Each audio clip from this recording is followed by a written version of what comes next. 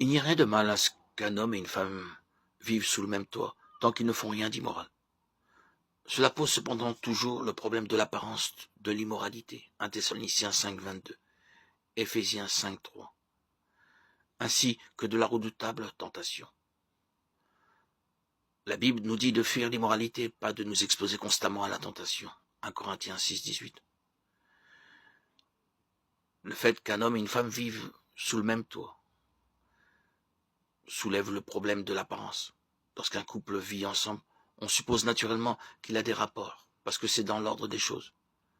Même si vivre sous le même toit n'est pas péché en soi, l'apparence du péché est là.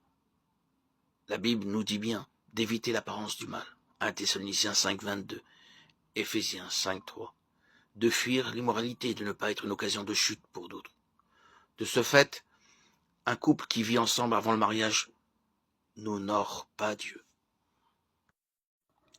La notion d'après laquelle il suffirait à l'homme de travailler à développer le bien qui est naturellement en lui est une erreur fatale. L'homme animal ne reçoit pas les choses de l'Esprit de Dieu, car elles sont une folie pour lui, et il ne peut les connaître. Parce que c'est spirituellement qu'on en juge. 1 Corinthiens 2, 14. Ne t'étonne pas de ce que je t'ai dit. Il faut que vous naissiez de nouveau. Jean 3, 7.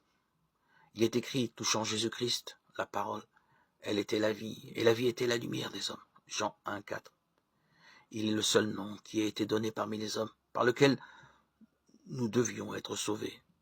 Acte 4, 12. Il ne suffit pas d'entrevoir la bonté de Dieu, sa bienveillance, sa tendresse paternelle. Il ne suffit pas de discerner la sagesse et la justice de sa loi, de constater qu'elle est fondée sur le principe éternel de l'amour.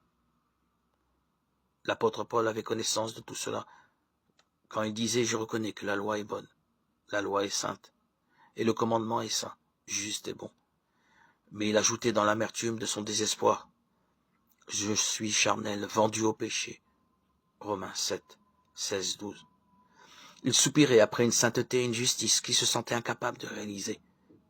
Et il s'écriait « Misérable que je suis, qui me délivrera du corps de cette mort ?» Romains 7, 24. Tel est le cri qu'ont poussé en tout temps et en tout lieu les âmes écrasées par le sentiment du péché.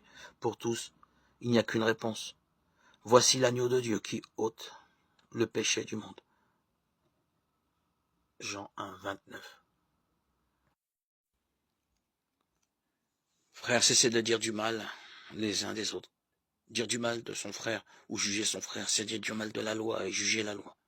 Or, si tu juges la loi, tu n'en es plus le fidèle sujet, tu en es le juge. Un seul est à la fois législateur et juge, celui qui a le pouvoir de sauver et de perdre. Pour qui te prends-tu donc, toi qui juges ton prochain? Écoutez-moi, vous dites, aujourd'hui ou demain, nous irons dans telle ou telle ville, nous y passerons l'année, nous ferons du commerce et nous gagnerons de l'argent, alors que vous ne savez même pas ce que sera votre vie demain. Vous n'êtes qu'un peu de fumée qui paraît un instant puis disparaît. Vous devriez dire au contraire, si le Seigneur le veut bien, nous serons en vie pour faire ceci ou cela. Et voilà que vous mettez votre orgueil dans des projets prétentieux. Tout cet orgueil est mauvais.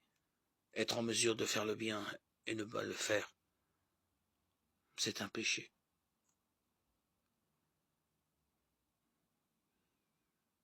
Lettre de Saint Jacques 4, 11, 16.